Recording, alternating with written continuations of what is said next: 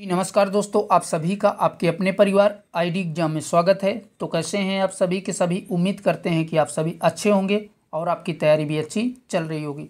तो दोस्तों, जैसा कि आप सभी को पता है कि डेली आपकी यूपी ट्रिपल पीईटी की जो है ये क्लास होती है। आज की जो है ये 11वां प्रैक्टिस सेट होगा। ठीक है, इससे पहले हमने 10 प्रैक्टिस सेट और साथ ही 2022 और 2023 के सभी प्रीवियस ईयर क्वेश्चन पेपर करवा दिया है। जिन लोगों ने उन क्लासों को नहीं देखा है तो चैनल के प्लेलिस्ट में जा कर के या इसी क्लास के नीचे डिस्क्रिप्शन में उन सभी क्लासों का लिंक आपको मिल जाएगा। और भैया चैनल पे नए हैं तो चैनल को सब्सक्राइब कर बेल आइकन को दबा दीजिए। तो चलिए दोस्तों, कंटिन्यू करते हैं आज की क्लास को। आज का पहला क्वेश्चन है, निम्न देशों को उनके राजधानियों से मिलान करें। तो एक तरफ आपका देश दिया है और दूसरी तरफ उससे संबंधित राजधानियां दी हुई हैं। तो पहला कह रहा है म्यांमार। तो म्यांमार की राजधानी क्या होती है भैया? तो म्यांमार की राजधानी नायपीता होती है। तो ए का चौथे से। अगला है कंबोडिया। तो कंबोडिया की राजधानी जो है नायपेहे होती है। तो बी का तीसरे से।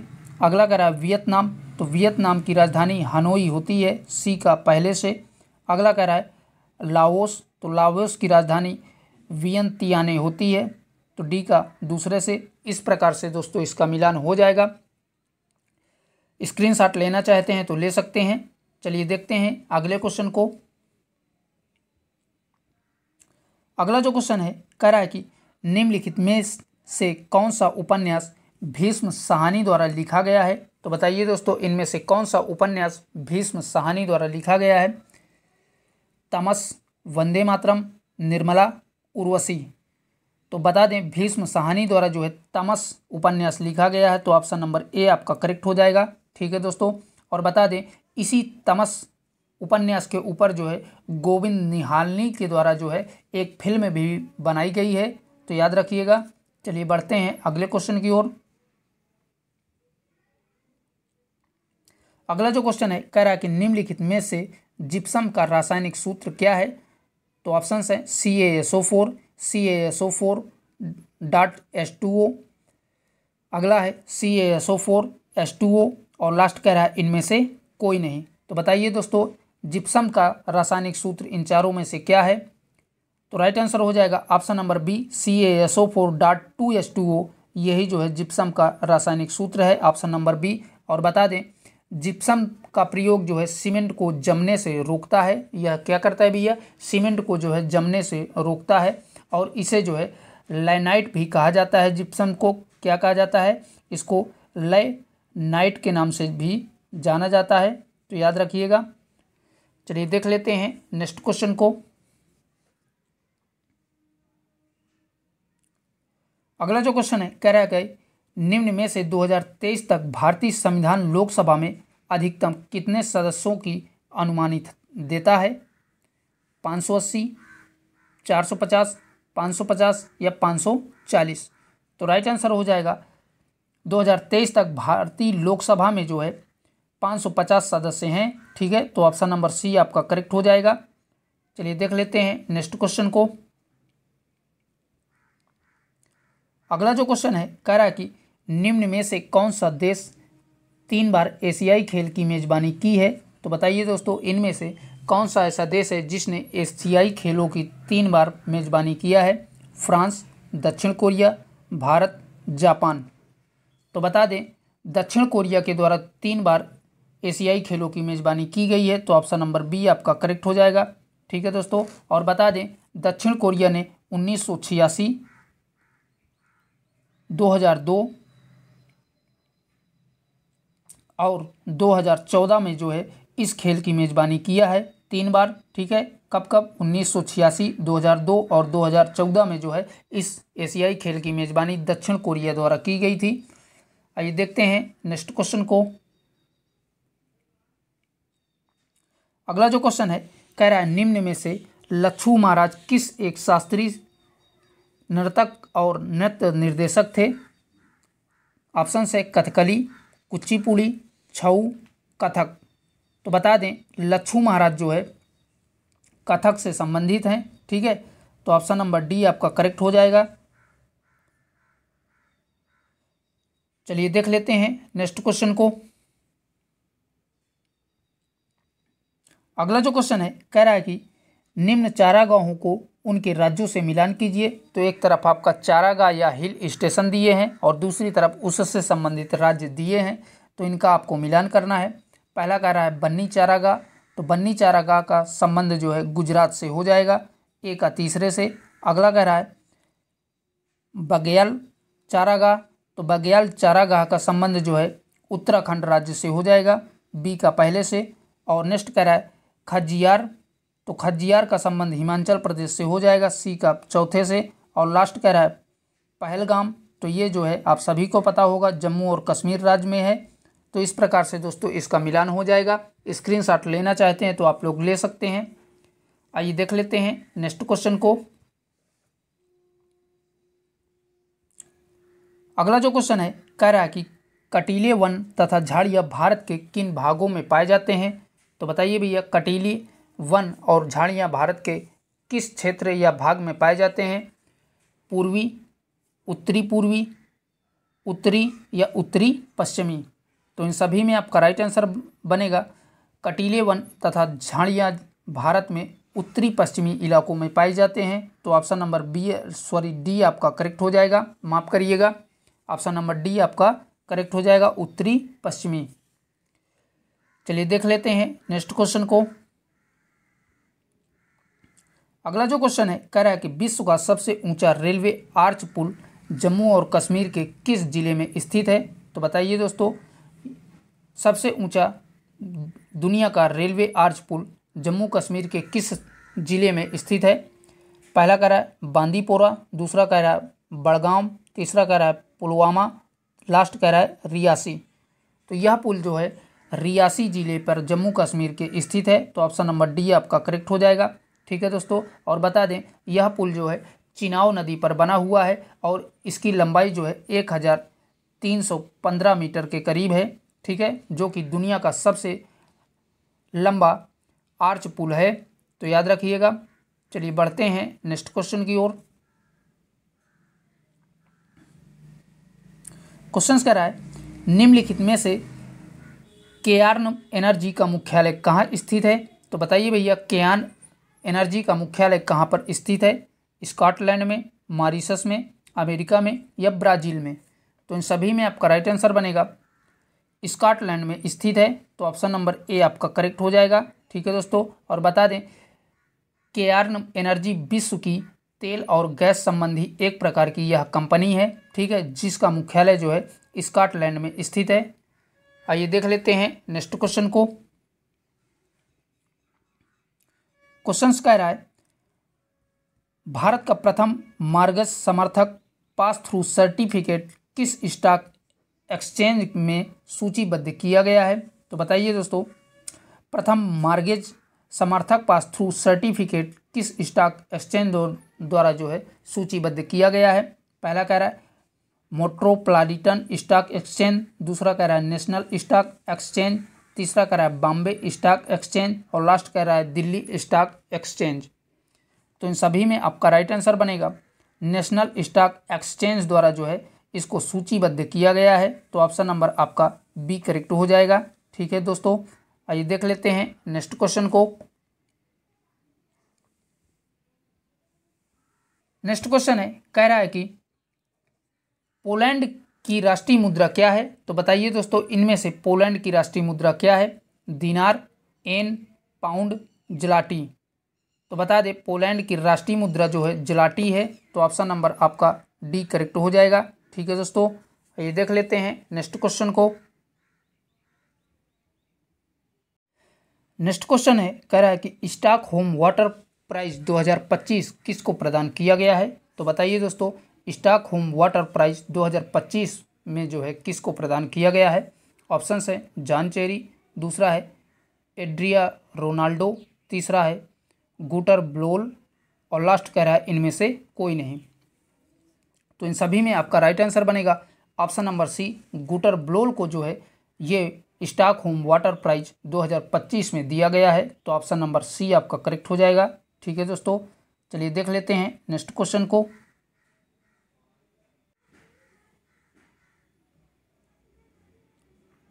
अगला जो क्वेश्चन है कह रहा है कि हाल ही ब्रिटिश सरकार ने चागोस द्वीप समूह पर संप्रभुता किस देश को हस्तांतरित करने के लिए समझौता को अंतरिम रूप दिया है? तो बताइए दोस्तों, ऑप्शन है श्रीलंका, जापान, मॉरिशस, फ्रांस। तो इन सभी में आपका राइट आंसर बनेगा मॉरिशस को जो है स्थानांतरित करने के लिए अंतरिम रूप दिया है। ठीक है, तो ऑप्शन नंबर सी आपका करेक्ट हो जाएगा। चलिए देख लेते हैं नेक्स्ट क्वेश्चन को।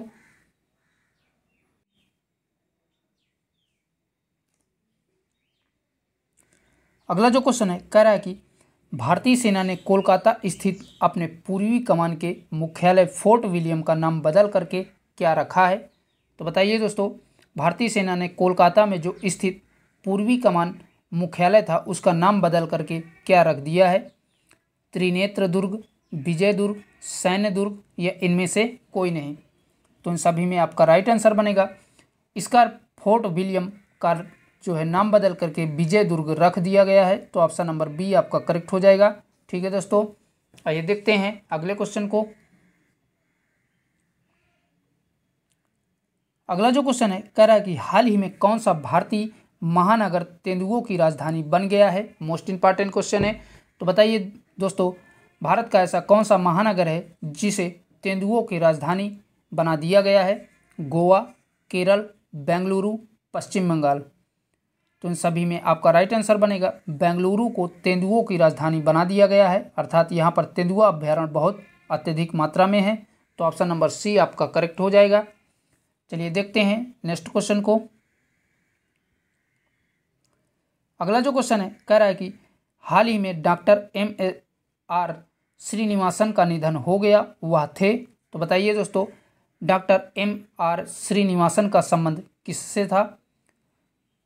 पहला कह रहा है परमाणु ऊर्जा आयोग के पूर्व अध्यक्ष, दूसरा कह रहा है विश्व संगठन के पूर्व अध्यक्ष, तीसरा कह रहा है इसरो के पूर्व अध्यक्ष और लास्ट कह रहा है DRDO के पूर्व अध्यक्ष। तो इन सभी में आपका राइट आंसर बनेगा ऑप्शन नंबर ए, वे जो है परमाणु ऊर्जा आयोग के पूर्व अध्यक्ष थे। तो ऑप्शन नंबर ए आपका करेक्ट हो जाएगा। ठीक है भैया, आइए देख लेते हैं नेक्स्ट क्वेश्चन को। अगला जो क्वेश्चन है कह रहा है कि राज मिश्रा जो हाल ही में इंग्लैंड में मेयर चुने गए हैं वे उत्तर प्रदेश के किस शहर के निवासी हैं? तो बताइए दोस्तों, राज मिश्रा जो इंग्लैंड के मेयर चुने गए हैं वे उत्तर प्रदेश के किस शहर के निवासी थे? लखनऊ, इटावा, मिर्ज़ापुर या प्रयागराज। तो इन सभी में आपका राइट आंसर बनेगा वे जो है मिर्ज़ापुर के निवासी थे, अर्थात उनका जन्म स्थान मिर्ज़ापुर है। तो ऑप्शन नंबर सी आपका करेक्ट हो जाएगा। ठीक है, चलिए देखते हैं अगले क्वेश्चन को। क्वेश्चन कह रहा है हाल ही में IPL 2025 में शतक बनाने वाले सबसे युवा क्रिकेटर कौन थे? मोस्ट इंपॉर्टेंट है। तो बताइए दोस्तों, हाल ही में हुए IPL 2025 में सबसे कम उम्र के शतक बनाने वाले क्रिकेटर कौन थे? पहला कह रहा है जितेश शर्मा, दूसरा कह रहा है वैभव सूर्यवंशी, तीसरा कह रहा है हर्षल पटेल और लास्ट कह रहा है राहुल त्रिपाठी। तो इन सभी में आपका राइट आंसर बनेगा जो है option number B, Vaibhav Suryavanshi जो है सबसे कम उम्र के शतक बनाने वाले क्रिकेटर IPL के बन गए हैं। और बता दें ये मात्र 14 वर्ष 32 दिन की आयु में ये सफलता हासिल किए हैं। कब भैया? 14 वर्ष 32 दिन की आयु में ये सफलता इनके द्वारा हासिल की गई है और यह राजस्थान रॉयल क्रिकेट टीम से जो है खेल रहे थे, जिन्होंने 32 गेंदों में शतक जड़ा था। कितने गेंदों में भैया? 32 गेंदों में शतक को जड़ा था। ठीक है, तो सारे के सारे फैक्ट याद रखिएगा। चलिए देख लेते हैं नेक्स्ट क्वेश्चन को। अगला जो क्वेश्चन है कह रहा है कि निम्न में किस स्थान पर भारत का पहला आर्टिफिशियल इंटेलिजेंस विश्वविद्यालय खोला जाएगा?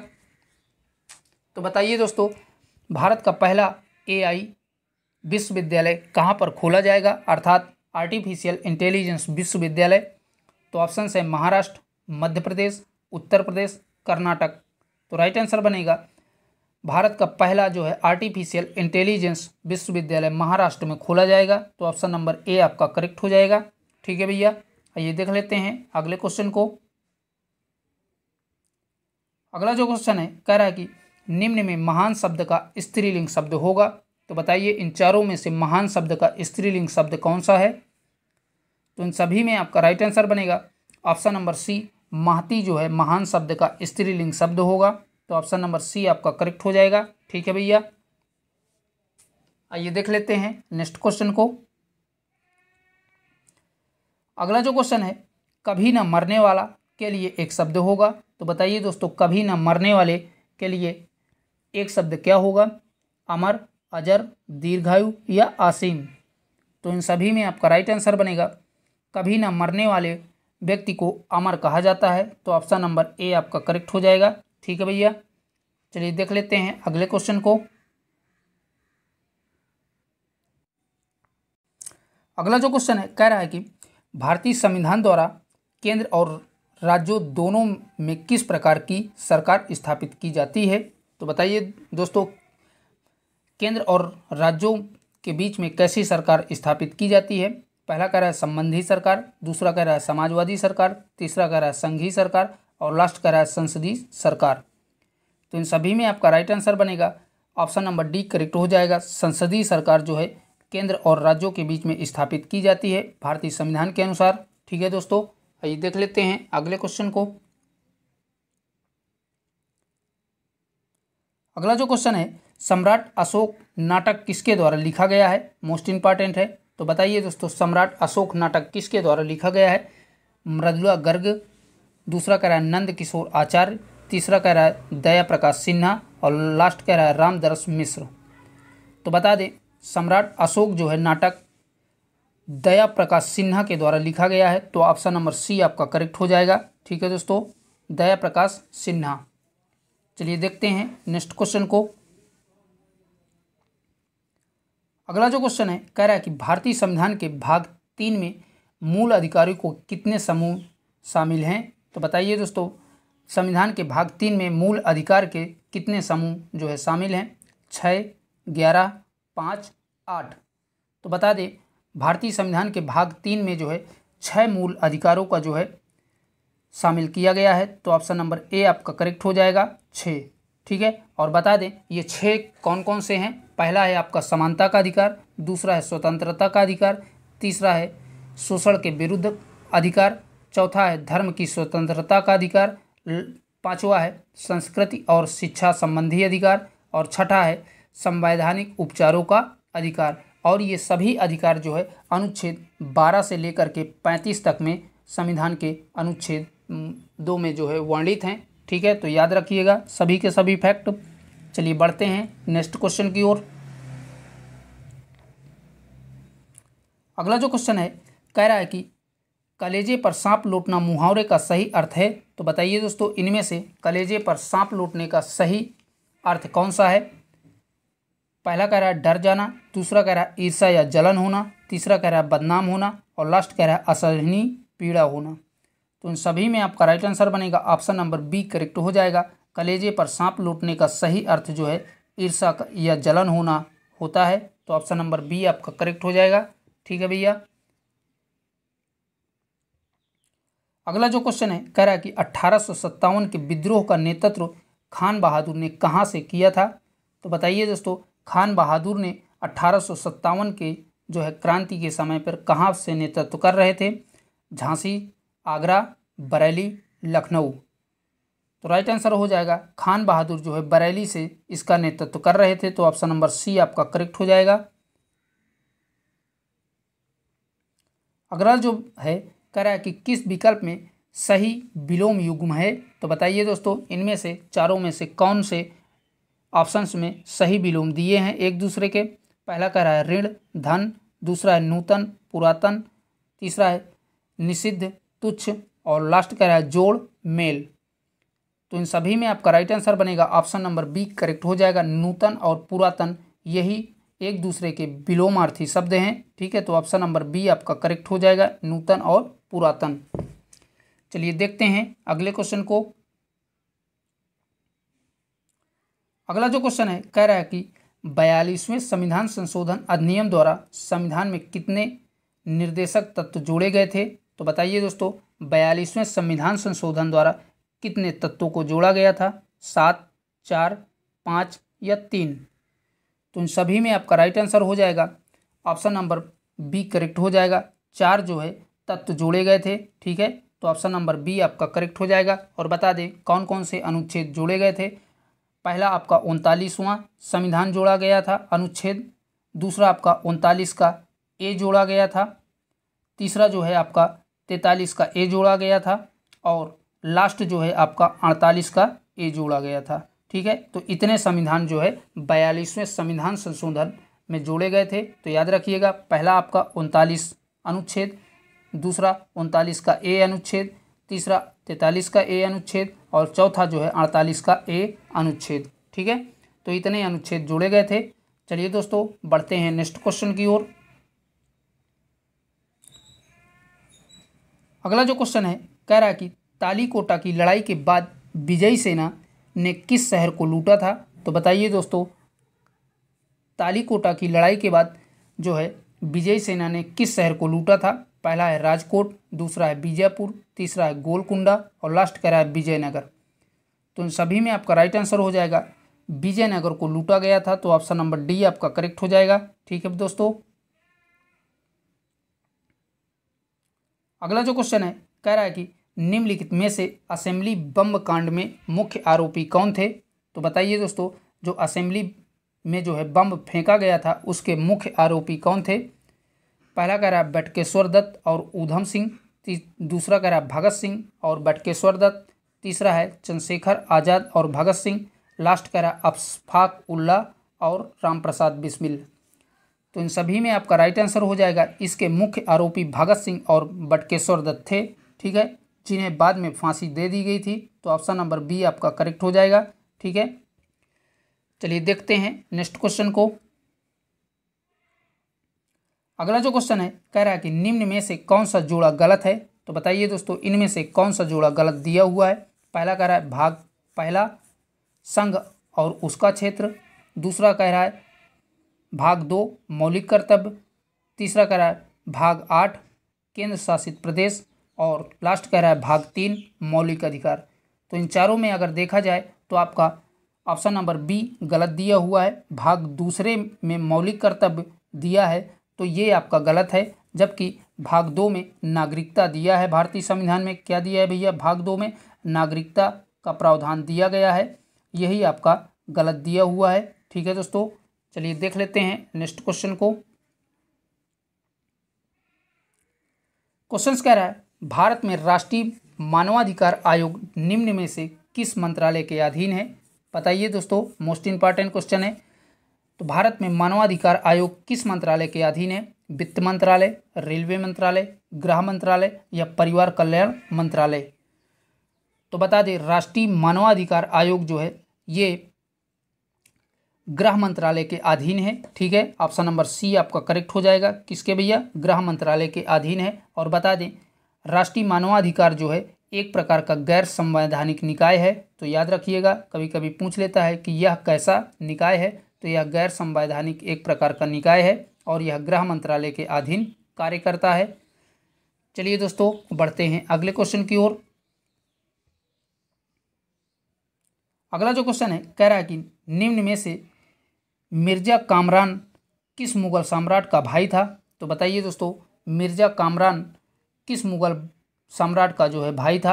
अकबर का, जहांगीर का, बाबर का या हुमायूं का। तो इन सभी में आपका राइट आंसर हो जाएगा, यह जो है मिर्जा कामराना हुमायूं का चचेरा भाई था। तो ऑप्शन नंबर डी आपका करेक्ट हो जाएगा, ठीक है। चलिए देख लेते हैं नेक्स्ट क्वेश्चन को। अगला जो क्वेश्चन है कह रहा है कि संविधान में न्यायपालिका की स्वतंत्रता की अवधारणा किस देश के संविधान से ली गई है। तो बताइए दोस्तों, संविधान में न्यायपालिका की स्वतंत्रता जो है किस संविधान से ली गई है। कनाडा, जापान, संयुक्त राज्य अमेरिका या ब्रिटेन। तो इन सभी में आपका राइट आंसर हो जाएगा, ऑप्शन नंबर सी करेक्ट हो जाएगा। संयुक्त राज्य अमेरिका के संविधान से जो है न्यायपालिका की स्वतंत्रता की अवधारणा ली गई है। तो ऑप्शन नंबर सी आपका करेक्ट हो जाएगा, ठीक है भैया। आइए देख लेते हैं नेक्स्ट क्वेश्चन को। अगला जो क्वेश्चन है कह रहा है कि भारत सरकार की किस योजना के तहत अंतरिम सरकार का गठन किया गया था। ऑप्शंस हैं वेवेल योजना, दूसरा है कैबिनेट मिशन योजना, तीसरा है भारत सरकार अधिनियम 1935 और लास्ट कह रहा है इनमें से कोई नहीं। तो इन सभी में आपका राइट आंसर बनेगा option number B, cabinet mission योजना के तहत जो है अंतरिम सरकार का गठन किया गया था। तो ऑप्शन नंबर बी आपका करेक्ट हो जाएगा। ठीक है दोस्तों, चलिए देख लेते हैं अगले क्वेश्चन को। अगला जो क्वेश्चन है कह रहा है कि लाहौर षड्यंत्र मामले में ब्रिटिश सरकार द्वारा निम्न में से किसे मृत्युदंड नहीं दिया गया था। तो बताइए दोस्तों, लाहौर षड्यंत्र मामले में किसको जो है अंग्रेज सरकार द्वारा मृत्युदंड नहीं दिया गया था। पहला कह रहा है सुखदेव, दूसरा कह रहा है भगत सिंह, तीसरा कह रहा है ऊधम सिंह और लास्ट कह रहा है राजगुरु। तो इन सभी में आपका राइट आंसर बनेगा ऑप्शन नंबर सी, ऊधम सिंह को जो है मृत्युदंड नहीं दिया गया था। तो ऑप्शन नंबर सी आपका करेक्ट हो जाएगा। और बता दें दोस्तों, यह लाहौर षड्यंत्र जो है 1928 ईस्वी में हुआ था। कब भैया? लाहौर षड्यंत्र 1928 ईस्वी में हुआ था, तो याद रखिएगा। चलिए बढ़ते हैं नेक्स्ट क्वेश्चन को और अगला जो क्वेश्चन है कह रहा है कि निम्नलिखित में से हड़प्पा सभ्यता में प्रसिद्ध नर्तकी की मूर्ति किस पदार्थ की बनी थी। तो बताइए दोस्तों, जो हड़प्पा सभ्यता में नर्तकी की मूर्ति मिली थी वह जो है किस में की बनी थी। पहला कह रहा है लोहा, दूसरा कह रहा है कांसा, तीसरा कह रहा है चांदी और लास्ट कह रहा है पत्थर। तो इन सभी में आपका राइट आंसर बनेगा ऑप्शन नंबर बी करेक्ट हो जाएगा। वह जो है नर्तकी की मूर्ति कांसा के द्वारा से बनी गई थी। ठीक है, चलिए देख लेते हैं अगले क्वेश्चन को। अगला जो क्वेश्चन है कह रहा है कि ब्रिटिश सरकार द्वारा चंपारण कृषि कानून किस वर्ष पारित किया गया था। तो बताइए दोस्तों, चंपारण कृषि कानून अंग्रेज सरकार द्वारा कब पारित किया गया था। 1920 में, 1918 में, 1915 में या 1921 में। तो इन सभी में आपका राइट आंसर बनेगा ऑप्शन नंबर बी करेक्ट हो जाएगा। 1918 में जो है यह कानून पारित किया गया था। ठीक है दोस्तों, याद रखिएगा कब, 1918 में। नेक्स्ट क्वेश्चन है कह रहा है कि निम्नलिखित में से कौन सा राजा बीड़ा बजाने का शौकीन था। तो बताइए दोस्तों, इनमें से कौन सा राजा बीड़ा बजाने का शौकीन था। बलवन, समुद्रगुप्त, चंद्रगुप्त मौर्य और लास्ट कह रहा अकबर। तो इन सभी में आपका राइट आंसर हो जाएगा बीड़ा बजाने का शौकीन जो है समुद्रगुप्त को था। तो ऑप्शन नंबर बी आपका करेक्ट हो जाएगा, समुद्रगुप्त। ठीक है दोस्तों, आइए देख लेते हैं नेक्स्ट क्वेश्चन को। अगला जो क्वेश्चन है कह रहा है कि निम्न का मिलान कीजिए। एक तरफ आपका भारतीय राज्य दिया है और दूसरी तरफ उससे संबंधित चोटियां दिया है। ठीक है, पहला कह रहा है तमिलनाडु। तो तमिलनाडु की चोटी जो है डोडा बेटा चोटी है, जो कि तमिलनाडु की सबसे बड़ी ऊंची चोटी है। तो ए का चौथे से। अगला कह रहा है राजस्थान। तो राजस्थान की सबसे ऊंची चोटी जो है गुरु शिखर चोटी है, तो बी का तीसरे से। अगला कह रहा है नागालैंड। तो नागालैंड की जो है सबसे ऊंची चोटी जो है सारामती चोटी है, तो सी का दूसरे से। और लास्ट है मध्य प्रदेश। तो मध्य प्रदेश की सबसे ऊंची चोटी जो है धूपगढ़ चोटी है, तो डी का पहले से। इस प्रकार से दोस्तों इसका मिलान हो जाएगा। स्क्रीनशॉट लेना चाहते हैं तो आप लोग ले सकते हैं। चलिए देखते हैं नेक्स्ट क्वेश्चन की ओर। अगला जो क्वेश्चन है कह रहा है कि निम्न में टैगा वन क्षेत्र कैसा है। तो बताइए दोस्तों, टैगा वन क्षेत्र किस प्रकार के हैं। उष्णकटिबंधीय क्षेत्र हैं, झाड़ीदार क्षेत्र हैं, भूमध्य रेखीय क्षेत्र हैं या समशीतोष्ण क्षेत्र हैं। तो इन सभी में आपका राइट आंसर बनेगा टैगा वन क्षेत्र जो है समशीतोष्ण क्षेत्र हैं। तो ऑप्शन नंबर डी आपका करेक्ट हो जाएगा। ठीक है दोस्तों, चलिए बढ़ते हैं नेक्स्ट क्वेश्चन की ओर। अगला जो क्वेश्चन है कह रहा है कि भारत में सर्वोत्तम किस्म का संगमरमर कहाँ पाया जाता है। तो बताइए भैया, भारत में सर्वोत्तम किस्म का संगमरमर कहाँ पर पाया जाता है। पहला कह रहा है कमराना में, दूसरा कह रहा है सागर में, तीसरा कह रहा है बिलासपुर और लास्ट कह रहा है जबलपुर।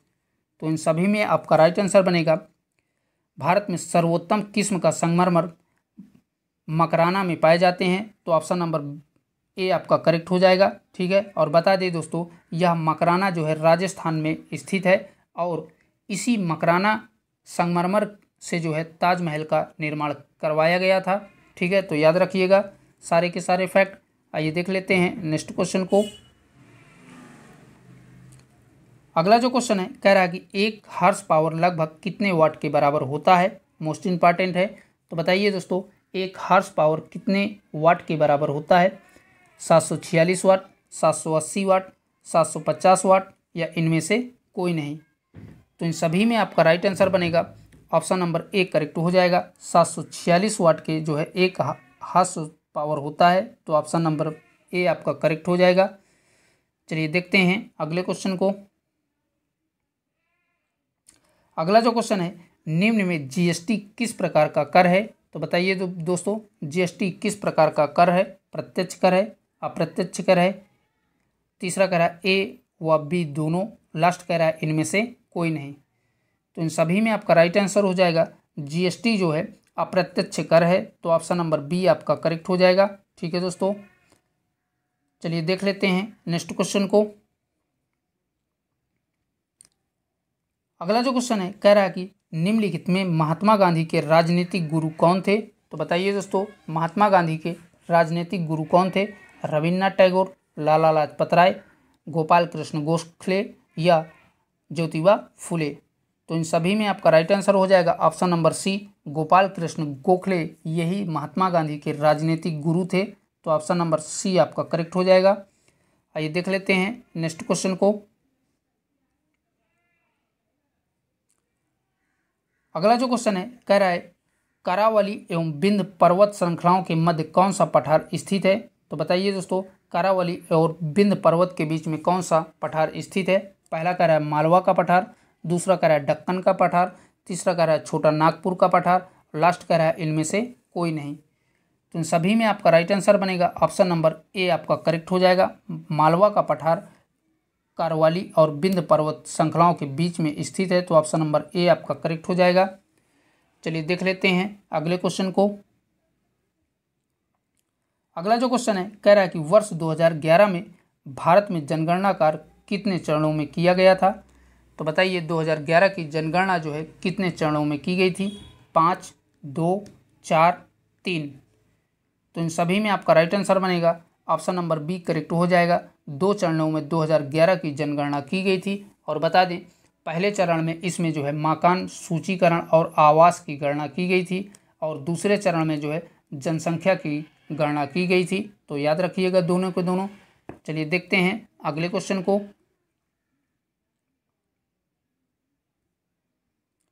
अगला जो क्वेश्चन है कह रहा है कि पंचवर्षीय योजनाओं में किस वर्ष के बीच की अवधि में योजना अवकाश हुआ था। तो बताइए दोस्तों पंचवर्षीय योजनाओं में किस वर्ष योजना अवकाश हुआ था।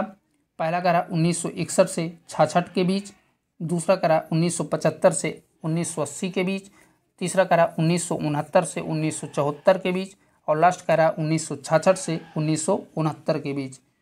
तो इन सभी में आपका राइट आंसर बनेगा ऑप्शन नंबर डी करेक्ट हो जाएगा। 1966 से 1969 के बीच में योजना अवकाश पंचवर्षीय योजनाओं में हुआ था।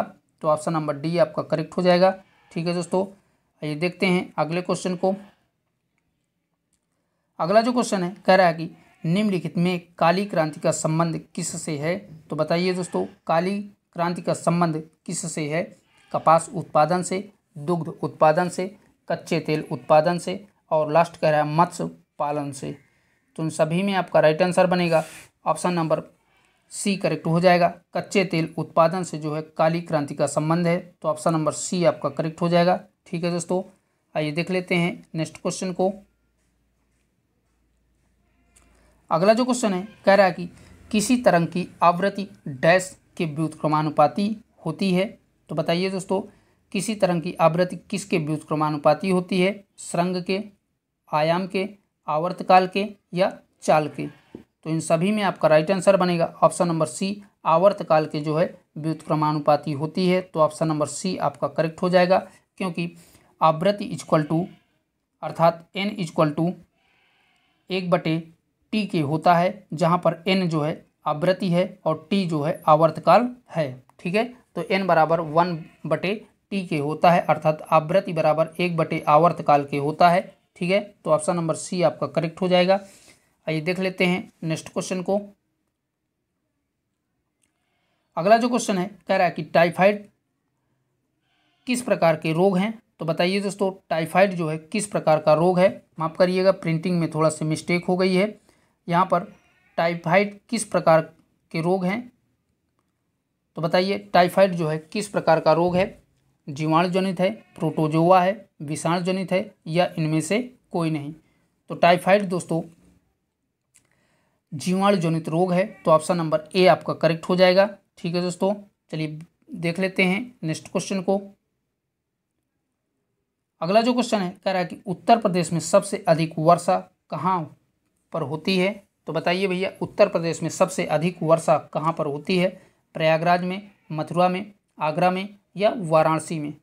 तो इन सभी में आपका राइट आंसर बनेगा उत्तर प्रदेश में सबसे अधिक वर्षा मथुरा में होती है, तो ऑप्शन नंबर बी आपका करेक्ट हो जाएगा। ठीक है दोस्तों, आइए देख लेते हैं नेक्स्ट क्वेश्चन को। अगला जो क्वेश्चन है कह रहा है कि बच्चों में रिकेट्स रोग किस विटामिन की कमी से होता है। तो ऑप्शन है vitamin A, vitamin D, vitamin C, या विटामिन के। तो बता दें, बच्चों में रिकेट्स रोग विटामिन डी की कमी से होता है, तो ऑप्शन नंबर बी आपका करेक्ट हो जाएगा। ठीक है दोस्तों, तो दोस्तों आज के प्रैक्टिस सेट में इतने ही क्वेश्चन थे जो कि हमने आपके साथ कवर किया। और भैया क्लास को ज़्यादा से ज़्यादा अपने दोस्तों में शेयर कर दीजिए। और अभी तक आपको लोगों ने चैनल को सब्सक्राइब नहीं किया है तो प्लीज़ आप सभी से रिक्वेस्ट है कि चैनल को भी आप लोग सभी सब्सक्राइब कर दीजिए। फिर मिलेंगे एक नए प्रैक्टिस सेट के साथ, तब तक के लिए बाय बाय, टेक केयर, जय हिंद।